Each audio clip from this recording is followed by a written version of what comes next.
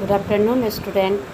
आज क्लास 6 के लिए चैप्टर 9 में कविता है एक बूंद, जिसके रचयिता हैं अयोध्या सिंह उपाध्याय हरिऔध। इसके अगले वीडियो में कविता के अर्थ को बताया गया था, पंक्तिबद्ध उसको समझाया गया था। इसमें कुछ वैसे शब्दार्थ हैं जैसे कढ़ी। कढ़ी का अर्थ हुआ निकली और भाग्य का अर्थ है नसीब। अनमनी यानी बिना मन के। जी का अर्थ यहाँ मन है और काल का अर्थ समय। लौ का अर्थ यहाँ है किसी के जैसा, यानी बूंद की तुलना इससे की गई है। तो इस कविता में एक बड़ा ही सुंदर लाइन है कि व्यक्ति सिर्फ अगर अपना दृष्टिकोण बदलकर अपना भाग्य बदल सकता है, अपना नसीब बदल सकता है। ओपरा विन्फ्रे ने इस लाइन को कहा है। जीवन पर आधारित अन्य बातें टिकी हुई है, जिसमें साहस वह शब्द है जो व्यक्तियों को उच्च कगार तक पहुंचा देता है, नई राह दिखा देता है, नई राहों की अवसर ढूंढ देता है। एक निराश व्यक्ति आए हुए अवसरों को खो देता है और एक साहसी व्यक्ति अपने अवसर को ढूंढ लेता है। फर्क कितना है, जिसको कविता के माध्यम से इस प्रकार कहा गया है कि जब बादल से बूंद निकल के चलता है तो बूंद को यह पता नहीं होता है कि मैं कहाँ जाकर गिरूँगा, किस ओर बहूँगा और मेरा अस्तित्व कहाँ जाकर टिकेगा। अगर वह यह बात सोच ले कि शायद मैं अंगारों पर गिर के जल जाऊंगा, मेरा अस्तित्व मिट जाएगा, शायद मैं समुद्र में जाकर मिल जाऊंगा जहां मेरा कोई महत्व नहीं होगा, भला सागर के अथाह जल में एक बूंद पानी का होना क्या मायने रखेगा, या गर्म धूल में एक बूंद पानी का मिलना क्या अस्तित्व रखेगा। अगर बूंद यह सोच ले तो उसका अस्तित्व शायद वहीं समाप्त हो जाएगा। वह अपना रूप कभी बना नहीं सकता है, लेकिन उसे यह सोचने के लिए साहस विवश कर देता है और वह अपना स्थान छोड़ देता है। जब वह बूंद समुद्र में खुली सीप के मुंह में पड़ता है तो वही बूंद मोती का रूप लेता है, जो कितनी बहुमूल्य है। सभी लोग उसे जी भर चाहते हैं। तो शायद यह बात बूंद को पता नहीं था। वह अनमनी सी अपने मार्ग से चल पड़ा, यानी बिना मन का। उसे कोई मन नहीं था, कोई उसका अस्तित्व स्थित नहीं था, निश्चित नहीं था कि मैं आखिर जाकर कहाँ मिलूँगा। इस बात को सोचते हुए मनुष्य को इससे तुलना किया गया है कि मनुष्य जब अपने कार्य क्षेत्र में निकलता है तो एक साहसी व्यक्ति के पास इसी तरह की समस्याएं होती हैं। उनके जीवन में जो रास्ते होते हैं, पथ होते हैं, वह निश्चिंत नहीं होता है कि उसका अस्तित्व कहाँ जाकर बनेगा।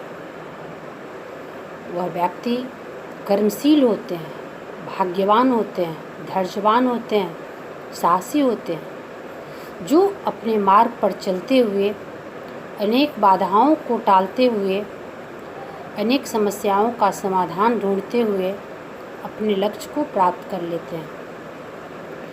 तो इसमें कवि ने जो यह बताई है बात कि कुछ काल एक ऐसी हवा चली अनमनी सी, एक सुंदर सीप क्या मुंह खुला, वह उसी में जा पड़ी मोती बनी।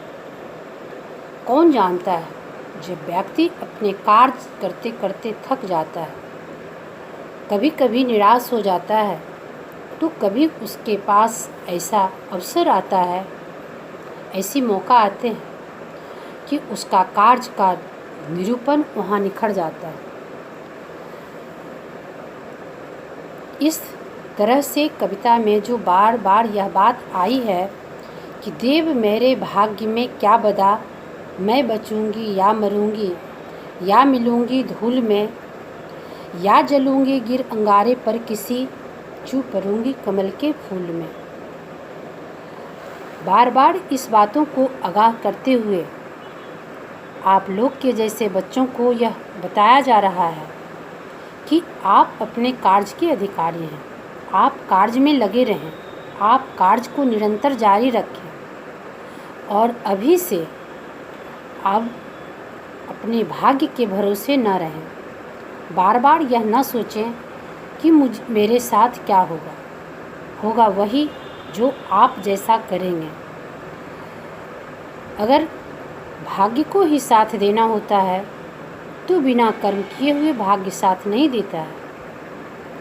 इसलिए आप निराश न हों कि मुझे इतना कठिन कार्य हमसे नहीं होगा, मैं नहीं कर पाऊँगा, मेरे ऊपर यह कार्य बोझ सा है, ऐसा कभी नहीं सोचना है। इसलिए आप अपने अस्तित्व को बनाए रखने के लिए निरंतर जब प्रयास करते रहेंगे तो उसका फल अवश्य निकलेगा। ऐसा कोई मार्ग नहीं होता है कि साहसी व्यक्ति उसे पार नहीं करते हैं। आप अपने मन में साहस बनाए रखें, धैर्य रखें और कार्य में लगे रहें, तब आपको अवश्य सफलता मिलेगी। जिस प्रकार की बूंद को यह पता नहीं था कि मेरा रूप मोती के रूप में निखरेगा, उसी प्रकार अभी आप छोटे बच्चे हैं, आपको क्या पता कि आप क्या बन सकते हैं। जिस तरह आप अपने कार्य करेंगे, आपकी कार्यशैली जैसी होगी, वैसा आपको अवश्य अपने प्रयास का फल मिलेगा। कोई भी कविता और कहानी जो लिखी जाती है, वह बच्चे की कल्पना को पूरा करने के लिए, उत्साहित करने के लिए, उसे साहसी बनाने के लिए।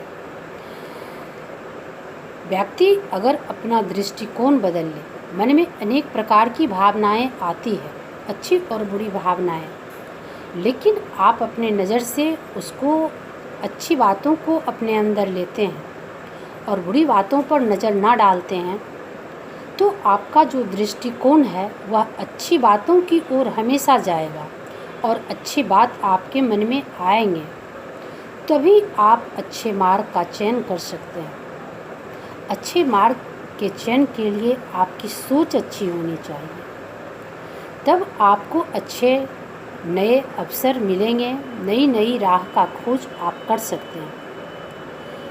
बचपन से ही आपके नज़र में बड़ों का सम्मान करना, यह बहुत बड़ा मायने रखता है।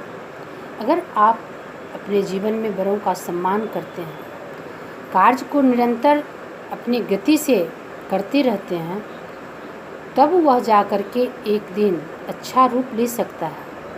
अगर आप सोचें ऐसा बात कि हम लगातार आराम करें और 2 दिन में बहुत ज़्यादा कुछ अच्छा कर लेंगे, तो ऐसा नहीं होता है। एक पानी के बूंद को बनने के लिए कई प्रक्रिया से गुजरना पड़ता है, ऐसा आप लोग जानते हैं। कभी वह मिटता है, कभी अपना रूप बदलता है, कभी वह अपना रूप मिटाता है, कभी बनाता है। उसी तरह बार बार आपके प्रयास का फल ही आपको ऊपर ले जा सकता है। कभी आपको बाधाएं आएगी, कभी असफलता हाथ लगेगी। इस जीवन में सफलता का महत्व तभी पता चलता है जब हम असफलता को देखते हैं। जब हमारे साथ असफलता नज़र आती है, तब हमें उसको दूर करने के लिए जो प्रयास करते हैं, उस प्रयास के बदले जो हमें कुछ मिलता है वही सफलता का रूप है। और सफलता के बिना सफलता का रूप साकार नहीं होता है। हर असफल व्यक्ति के जीवन में सफलता आई है, ऐसा देखने को मिलता है। लेकिन साथ साथ यह भी बातें होती है कि असफल व्यक्ति जो होते हैं वह अपनी सफलता के लिए प्रयास से नहीं चूकते हैं। तो इस कविता के माध्यम से आपको जो सीख दी गई है, इसे आप अपने जीवन में उतारने की कोशिश करें। अपने अस्तित्व को बनाए रखने के लिए निरंतर प्रयास में लगे रहें। अवश्य आपका रूप निखरेगा, अवश्य आपको अच्छी सफलता मिलेगी। धन्यवाद।